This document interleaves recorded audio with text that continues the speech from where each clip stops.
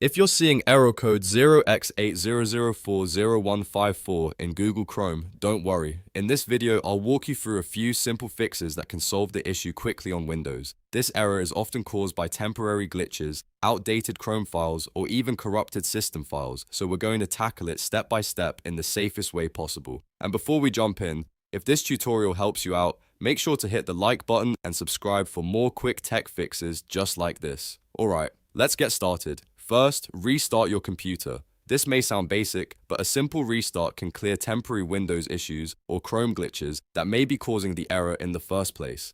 After your PC boots back up, open Google Chrome and move on to the next step.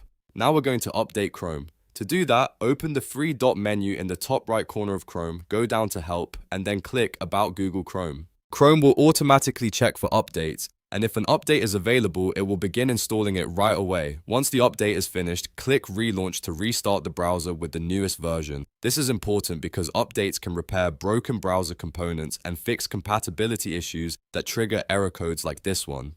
If the problem is still there after updating Chrome, the next step is to repair Windows system files. Press Windows and S on your keyboard, then search for Command Prompt.